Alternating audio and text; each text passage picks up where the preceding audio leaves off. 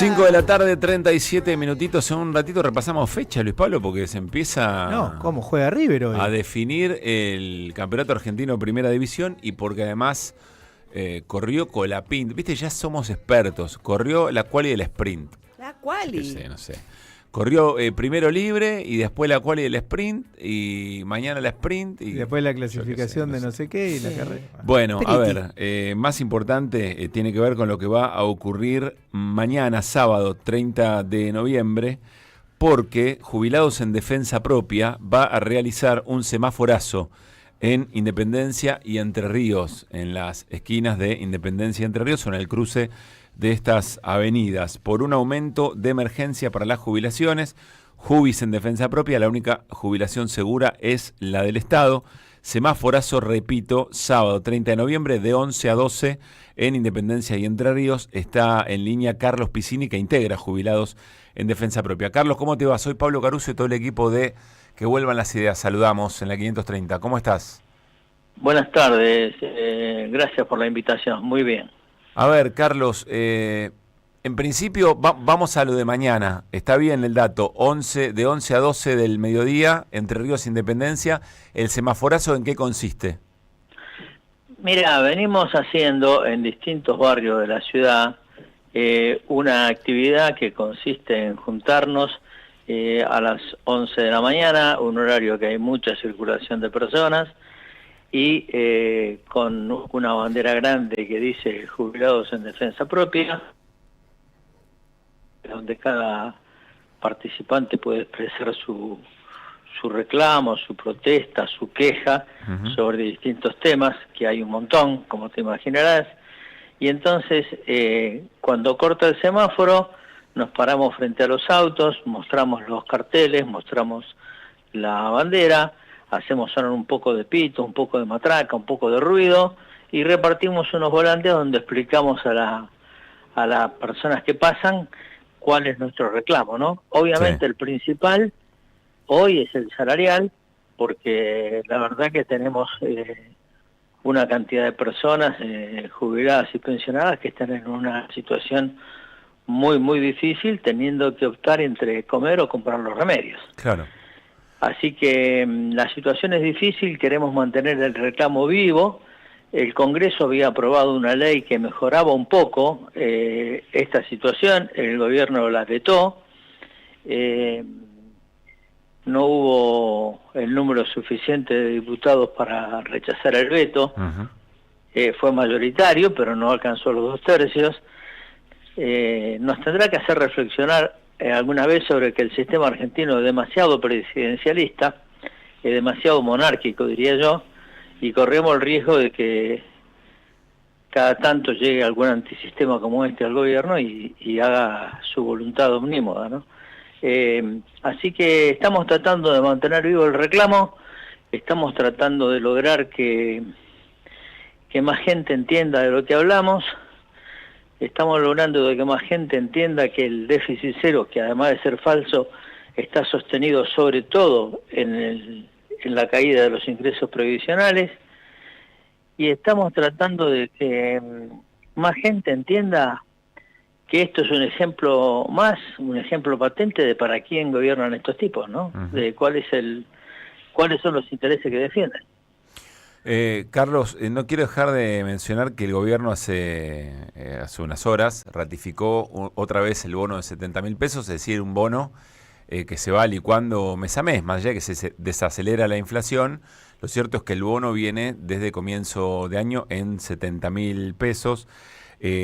2 de cada 3 jubilados cobran el bono, es decir, la gran mayoría, que son los que tienen la mínima, lo cobran, y en general, en el recorrido del gobierno de Javier Milei ya se perdió el 4% de los que efectivamente tienen el bono, porque más los que tienen el bono son los que más pierden, porque son los que más se han licuado respecto de la inflación. Es decir, que estamos hablando de una mínima que no llega ni a la canasta, digamos, ¿no? No, claro. Lo del bono es un tema que el gobierno se podría jactar que está dando algo que por ley no está obligado a dar. Por eso nosotros apoyábamos el proyecto de ley que aprobó el Congreso, que incorporaba el bono directamente al ingreso, que es lo que corresponde. Nosotros necesitamos un ingreso razonable que no necesite bonos, que no amerite bonos. El bono se entiende en un contexto de emergencia, en un contexto de pandemia, en un contexto de una gran sequía, en una situación de emergencia, pero lo correcto es ir recomponiendo los sabores para que el bono no sea necesario. Y si es necesario, si el gobierno, desde que asumió, mantuvo el bono que había creado el gobierno anterior, si reconoce que es necesario, debería ir actualizándolo periódicamente con la misma fórmula que ajusta las jubilaciones, porque si no, es como decís vos, los jubilados de la mínima reciben menos aumento todavía que los jubilados que tienen un ingreso medio o alto. Claro. Así que evidentemente hay una decisión... Mínima más bono que va a ser 330.000 pesos más o menos, ¿no? Un poquito menos, 325, una cosa por el estilo. Está bien. Yo insisto que es más baja que la canasta de indigencia, que está arriba de Sí, ahí hay una gran discusión porque hay muchas canastas. No todas las canastas que andan circulando son serias metodológicamente, y el ingreso del jubilado es individual, mientras que las canastas generalmente se toman como son canastas familiares. No, y además también es cierto que la canasta del jubilado y jubilada es mucho más cara, ¿no? Es más cara en algunas cosas porque los remedios han subido muy por encima de la inflación que mide el INDEC, suponiendo que el INDEC esté trabajando bien, que probablemente sea así, igual está medida con una metodología muy antigua, no refleja los consumos de hoy, y no refleja que los alimentos y los medicamentos subieron por encima del índice de inflación. Y un jubilado, sobre todo un jubilado de la mínima, consume todo en alimentos y medicamentos, le queda para muy poco más. Así que la situación es difícil. Encima de esto han cortado los medicamentos gratis que daba el PAMI. Otros medicamentos que se compraban con el descuento de obra social los han convertido en medicamentos de venta libre, con lo cual ya no tienen ese descuento, ni para PAMI, ni para ninguna obra social, ni para nadie que tenga una prepaga. Ahora han cortado los bonos, los préstamos que ANSES le daba a los jubilados, ¿sí? O sea, ANSES no le presta más a los jubilados. ¿Qué va a hacer ANSES con esa plata? La va a depositar en los bancos, que sí le van a prestar a los jubilados la misma plata de ANSES y se van a quedar con una comisioncita en el medio. ¿Se entiende? Sí. Para quien trabajan estos muchachos. Sí, claro. Así que, bueno, es una agresión constante, incluso una agresión verbal, con descalificaciones, con insultos, cosa que no corresponde de ninguna manera. Carlos, quiero subrayar esto de las canastas en general, o canastas por hogar, o canastas individuales, o distintas canastas, distintos componentes.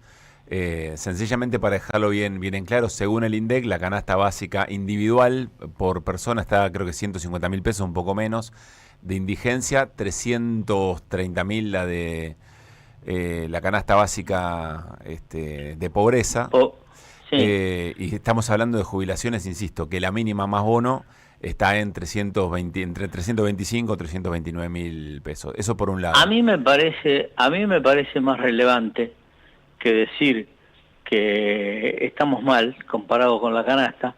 Me parece más relevante decir que estamos peor que hace 11 meses. Está bien. Porque el gobierno no puede atribuir lo que está pasando con la situación de jubilados y pensionados al gobierno anterior, porque deliberadamente en el mes de diciembre generó una mega devaluación completamente innecesaria que tenía como único objetivo licuar salarios y jubilaciones. Generó 3 meses de una inflación de 25 puntos, de 20 puntos, de 14 puntos, y después, por decreto de necesidad y urgencia, modificó la fórmula de ajuste de las jubilaciones para atarla a la inflación. Nos comió los 3 meses más altos, y ahora que ellos lograron acomodar los números de inflación a costa de que no haya trabajo para casi nadie, ahora sí, entonces nos ajustan 2%, 3%. Está muy bien lo que decís, Carlos. Estás mostrando la maniobra. Licuadora, claro, y congelamiento. Licuadora y congelamiento, y ese es el truco que explica, entre otras cosas, el déficit cero y tantas otras cuestiones. Quiero hacerte una pregunta aún más política todavía, porque la sensación es que cuando se votó la fórmula, cuando varios miércoles hubo atención mediática en las movilizaciones que se hacen frente al Congreso, con represión incluida, pero la sensación hoy es que está faltando una suerte de solidaridad intersectorial, es decir, que la pelea de jubilados y jubiladas no sea solo de jubilados y jubiladas, o eventualmente en alguna esquina de la historia en donde se discutan cosas puntualmente que tienen que ver con esto, como tampoco es lo de los docentes universitarios o lo del el funcionamiento de las universidades, como tampoco de enfermeros y enfermeras. ¿Qué estás evaluando ahí, digamos? ¿Por qué tanta soledad en las peleas? Si estás de acuerdo, por otra parte, ¿no? Los últimos semaforazos tuvimos muchísimo apoyo de peatones, de transeúntes, de autos, de bocinas, y mucho apoyo de gente muy joven. Nosotros creemos que la causa de los jubilados genera empatía, genera adhesión, e que incluso gente que no tiene todo claro en cuanto a que el ajuste es malo en sí mismo, incluso gente que por ahí justifica el ajuste, argumenta que con los jubilados se debería hacer una excepción. Yo no creo que la causa de los jubilados no tenga acompañamiento social. Lo que veo en general en la política es cierta desorientación sobre cómo oponerse a este gobierno que se presenta como hagan lo que hagan, yo sigo avanzando. Genera ese discurso, ese marketing, lo cual no es del todo real, pero genera un poco de desorientación. Me parece que es un poco eso. Bien. De todas maneras, yo te cuento que se ha conformado una multisectorial en defensa de la seguridad social, donde nosotros estamos participando, y en esa multisectorial hay organizaciones de jubilados, organizaciones políticas, centrales sindicales, sindicatos, organismos de derechos humanos y hasta organizaciones empresarias. Es decir, estamos generando un consenso, una masa crítica, una elaboración para defender la seguridad social en su conjunto, porque más allá del salario, estos muchachos quieren llevarse puesta la seguridad social, que es una construcción que el Estado argentino y el pueblo argentino hicieron en más de 100 años. Quieren llevarse puesto eso, quieren volver a la CFJP y quieren instaurar la idea salvaje de que cada uno debería ahorrar para su vejez, para su incapacidad, para su enfermedad, para las contingencias que tiene la vida, ¿no? Así que quieren instalar esta idea y bueno, nosotros hemos generado esta multisectorial donde, ya te digo, confluimos con los trabajadores organizados sindicalmente, confluimos con algunos partidos políticos, confluimos con organismos de derechos humanos, en la idea de generar una movida que reivindique esta construcción, esta seguridad social que diferencia a Argentina de otros países de Latinoamérica. Argentina tiene jubilado más del 90% de la población adulta mayor, mientras que en países como Colombia esos porcentajes son 25, 27, 23, ¿sí? Países como Perú, como Colombia. Yo creo que ese es el modelo que ellos apuntan.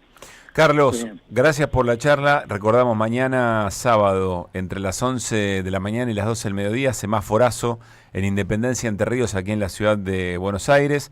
Jubilados en defensa propia. Un gran abrazo. Muchas gracias por el espacio y les comento a los jubilados que nos estén escuchando que levanta mucho el ánimo participar, sentirse que uno está vivo, que uno está protestando y recibir el apoyo de la gente. Anímense y participen. Gran abrazo, Carlos, gracias por eso. Gracias, muchas gracias. Carlos Piscini, integrante de Jubilados en Defensa Propia, mañana de 11 a 12 del mediodía, Entre Ríos e Independencia, aquí en la ciudad de Buenos Aires, mañana sábado 30.